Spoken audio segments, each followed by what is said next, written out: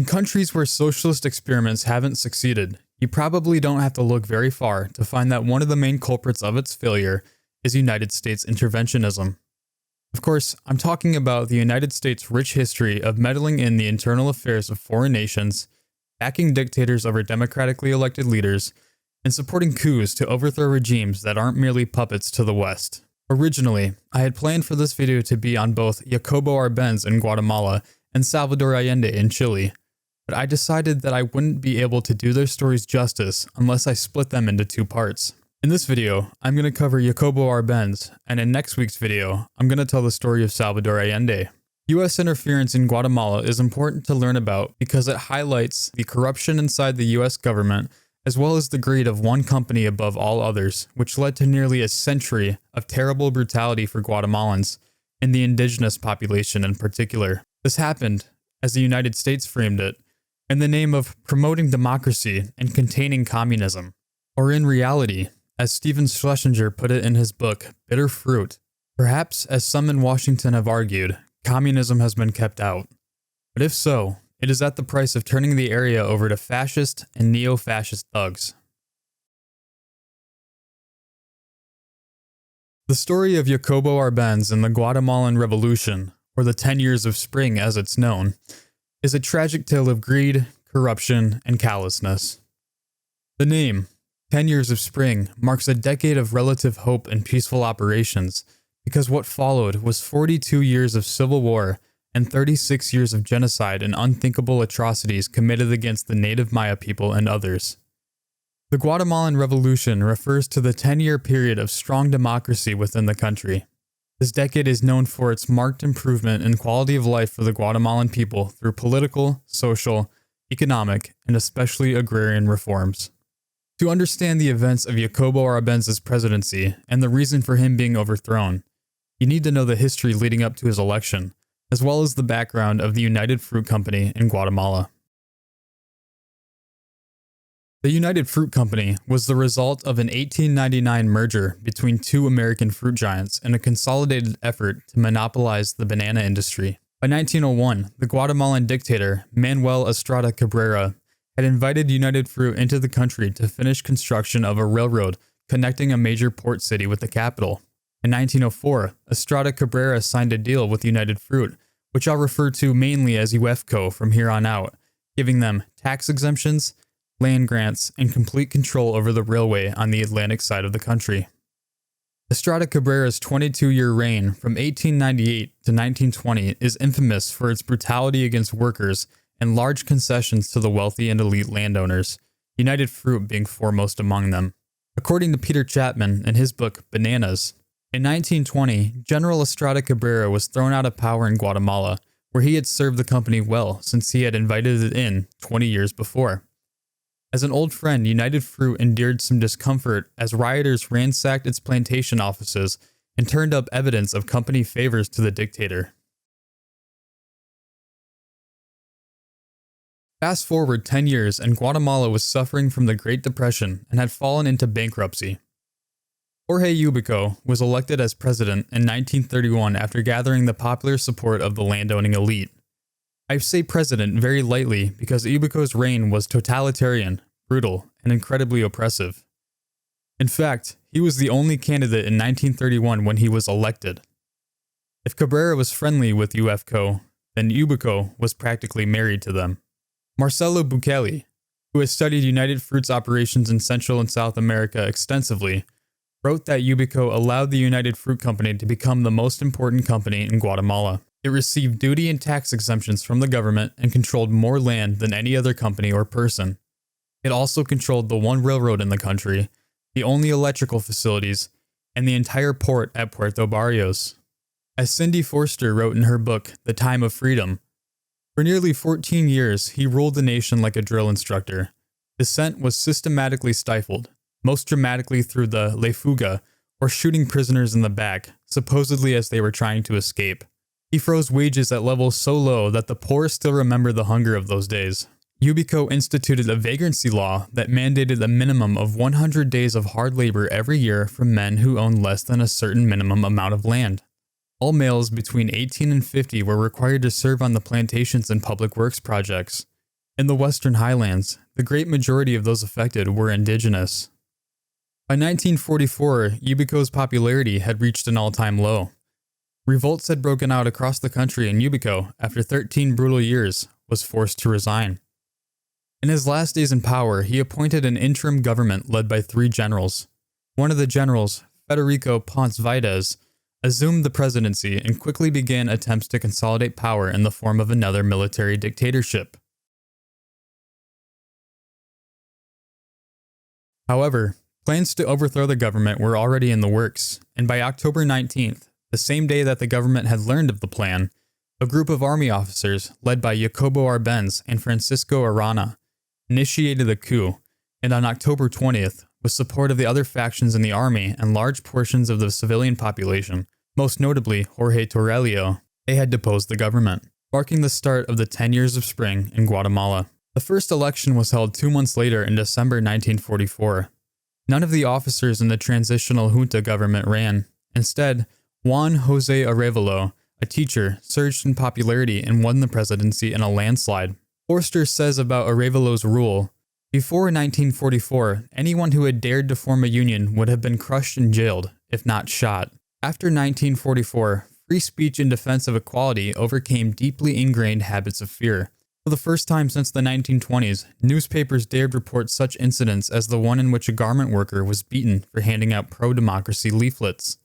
The US called Arevalo a communist. Why? Because people could finally form unions without being shot. The biggest failure of Arevalo was the simple fact that his reforms did not improve the conditions of rural workers. As Piero Gleijeses put it in his fantastic book, Shattered Hope, the cancer that rotted the countryside and the entire republic was the distribution of land. Nothing happened, except for the passage of compulsory land rental legislation in 1950. No positive action was taken by the Arevalo administration in the field of agrarian reform, concluded the Office of Intelligence and Research of the U.S. State Department in 1953. The land rental legislation, a mild measure designed to assist sharecroppers, was honored far more in breach than in observance.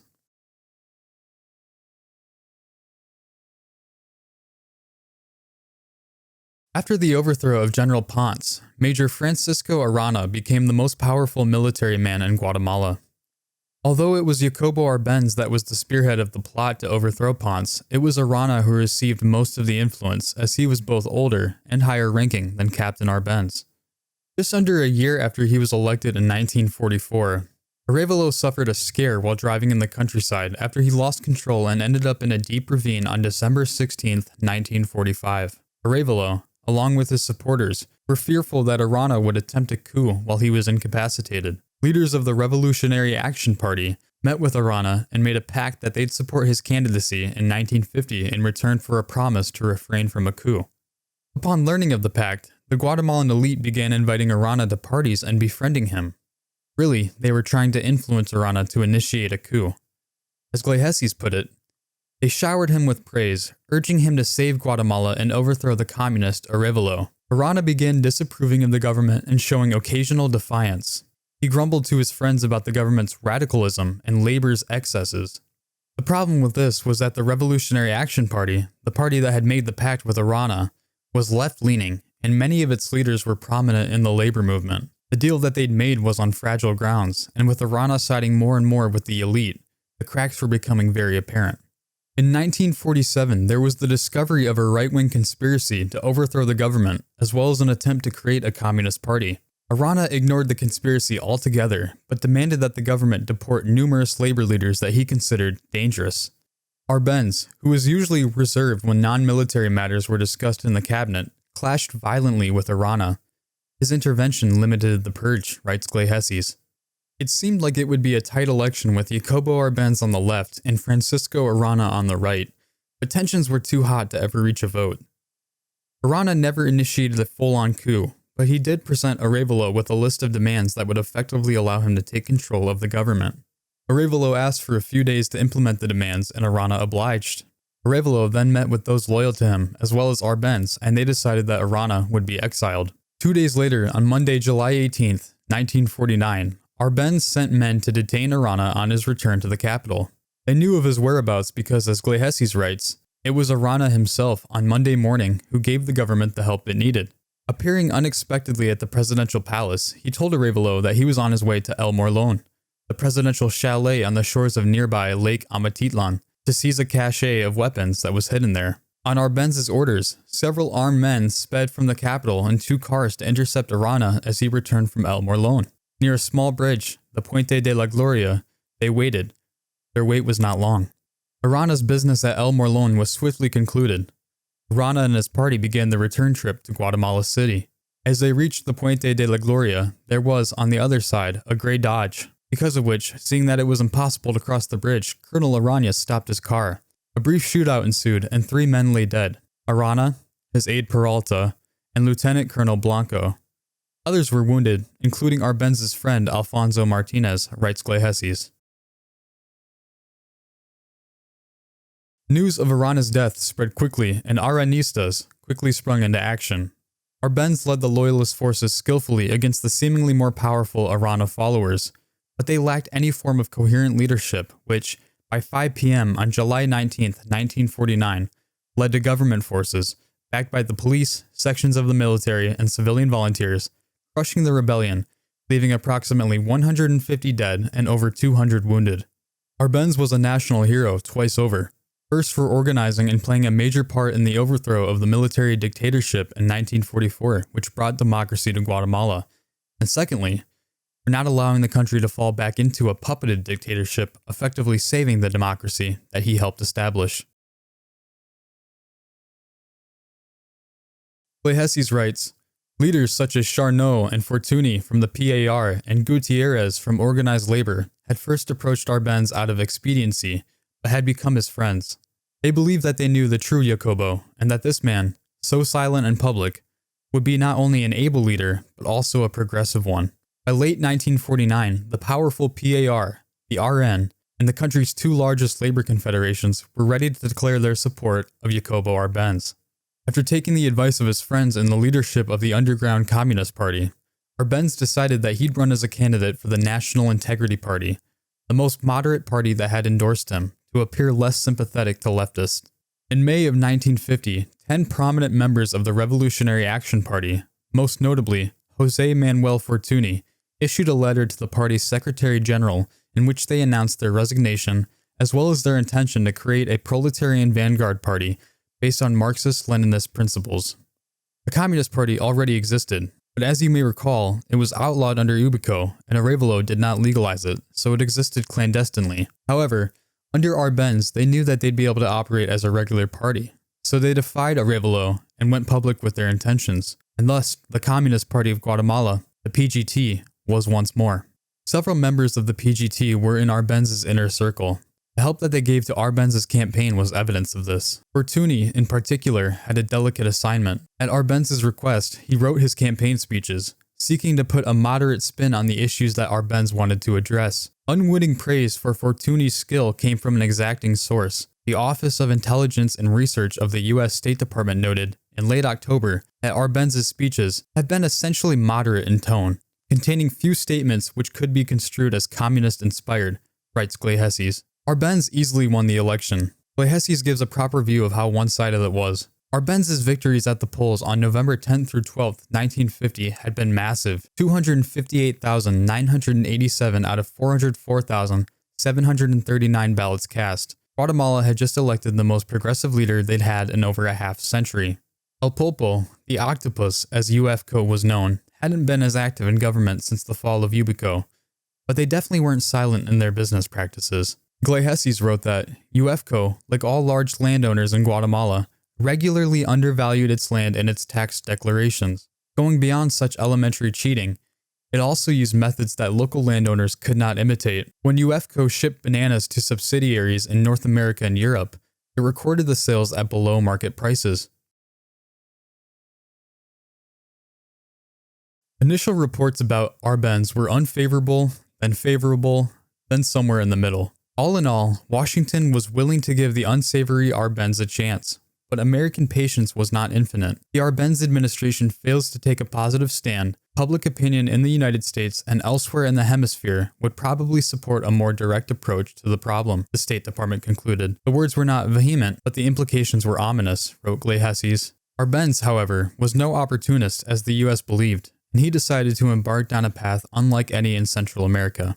A path of defying the United States and putting Guatemalan citizens first, especially those that had been historically oppressed. As Glehesses put it, his presidency would be marked by 3 departures: agrarian reform, close ties with the Communist Party, stubborn defiance of the United States. He became a lonely man who had to act on 2 levels: the private Arbenz, who confided only in his wife and the leaders of the Communist Party, and the public Arbenz, who hid his true beliefs. Arbenz's pet project, as it's been called by modern researchers, was agrarian reform. This, he knew, was long overdue and much needed. By late 1951, public discussion on potential reform opened up, and Arbenz was ready to take action. He secretly summoned 3 communist leaders, Fortuny, Gutierrez, and Silva Yonama. After several meetings, Arbenz asked Fortuny to prepare the first draft of the law. The complete draft was then presented to Arbenz. After several more meetings, the draft acquired its final form, the brainchild of the PGT, with the extremely active participation of Jacobo Arbenz, says Glehesses. The so-called revolutionary parties fought against the reform, as did the elites, but Arbenz stood firm in his belief and would not back down to any of them. He put immense public pressure on Congress to support the legislation, and he had the backing of the labor confederations, who organized demonstrations in the Capitol to show their support. Congress approved the bill on June 17, 1952. Arbenz signed it into law that same day as Decree 900. By June 1954, over 1.4 million acres had been expropriated, that is, 1/4 of the total arable land of Guatemala. This represented about half the acreage that the government contemplated would be affected by the law, the U.S. Embassy noted. Those persons who lost land owned extremely large quantities of it, an expert later wrote. How did this affect the largest landowner in Guatemala, you may ask? In June 1952, the Agrarian Reform Law was enacted. The following March, President Arbenz upheld the DAN's decision to expropriate 234,000 acres of uncultivated land at UFCO's 295,000-acre plantation at Tiquisate. In February 1954, UFCO lost 173,000 acres of uncultivated land at Bananera, a plantation of 253,000 acres. The Guatemalan government assessed the value of the expropriated land at $1,185,000. That is, the amount declared by UFCO for tax purposes prior to May 10, 1952. UFCO immediately protested that the land was really worth $19,355,000, a claim that was steadfastly endorsed by the State Department. UFCO had cheated on their taxes and were finally paying for it. After the passing of Decree 900, the United States viewed communist influence in Guatemala as a fantastic threat. As a result, the CIA, United Fruit, and elements in Guatemala that were both against Arbenz and friendly with the US had schemed up what became known as Operation Fortune. It was Carlos Castillo Armas that they decided would carry out the job. Castillo Armas was an exiled Guatemalan army officer who was very conservative and heavily against Arbenz. Arms were gathered and loaded onto a United Fruit ship that had been refitted for that sole purpose, and were to be sent to Nicaragua where Castillo Armas was waiting. Secretary of State Akeson heard of the plot and went to President Truman, who then sent a message redirecting the ship to Panama where the arms were unloaded. The first U.S. conspiracy against Arbenz was unsuccessful. The American election of 1952 was held soon after the failure of Operation Fortune. Eisenhower was elected president, and with him came a new cabinet and new advisors that would be instrumental in overthrowing Arbenz. Chief among them were Secretary of State John Foster Dulles, his brother, CIA Director Allen Dulles, and General Bedell Smith. All 3 men are of note in the case of Guatemala, but it is the Dulles brothers who stand out more so than anyone else. As Glehesses writes, indeed, as many authors have stressed, when the prestigious law firm of Sullivan and Cromwell negotiated UFCO's contract with Ubico in 1936, one of the firm's senior associates was John Foster Dulles. Allen Dulles, then the #1 man at the CIA, had cabled them his congratulations on a job well done. Dulles had previously been on United Fruit's board of directors, and a year after the invasion, his seat was occupied by another CIA man, Walter Bedell Smith, wrote the author Eduardo Galeano in his book Open Veins of Latin America. By September 1953, Operation PBSUCCESS was already in the works. It was top secret, with only Eisenhower, the Dulles brothers, and a few top-level members of the White House, CIA, and State Department knowing about it. Once again, Castillo Armas was chosen to lead the coup, and he began training a force in Nicaragua. The United States offered arms, money, and personnel to support the effort. The invasion began on June 17, 1954. By June 27, 1954, Arbenz had resigned. There had been no major resistance or battles, and Castillo Armas quickly assumed dictatorial power over the country. Democracy had been overthrown in Guatemala. The country would be at a near constant state of civil war, murder, extermination, and all other acts that constitute a genocide until 1996. The worst acts occurred during a scorched earth campaign against the indigenous Maya population in the 1980s, causing absolute devastation to them. Democracy, in some form, was restored only in the year 2000. The current president of Guatemala is Bernardo Arévalo, the son of Juan José Arévalo, the first democratic president in Guatemala's history. The United States, and more specifically, the United Fruit Company, played a major role in the dismantling of a democratic country that was moving in the right direction. From Washington's perspective, Arbenz perpetuated outrages against UFCO. If one recalls the fury of the Truman administration when Arévalo sought to enforce the labor code, one can appreciate the gravity of Arbenz's crime when he seized UFCO's lands. It is not surprising, then, that some critics have seen in the decision to overthrow Arbenz the heavy hand of UFCO. Jacobo Arbenz was many things: quiet, charming, smart, well-read, revolutionary in his thinking, but most importantly, he was a reformer, something his country desperately needed. His sympathy for the communist cause can be left to no doubt. His strong belief in bettering the country for the peasant population that had been beaten down for so long was at the core of who he was. Arbenz and his wife Maria enjoyed the radicalization process together as they sought the answers to Guatemala's problems. They found them in Marxism-Leninism. They had the same friends. The majority of them, and undoubtedly the closest ones, were communist. Jacobo officially became a communist in 1957 when he joined the PGT.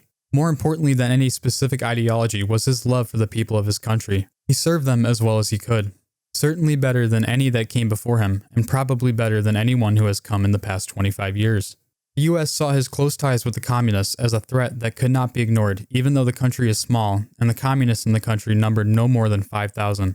At the helm of it all stood United Fruit, a symbol of American interventionism, a symbol of exploitation, a symbol of capitalist greed. Guatemala is a country rich in arable land that had all the makings of a great up-and-coming nation under Arbenz, but to the US government and United Fruit, he was too great a threat. Too much an adversary to American interests that he had to go. I leave you with this. In the words of the great Michael Parenti, better than I could ever put it. They have taken out of these countries. These countries are not underdeveloped, they're overexploited.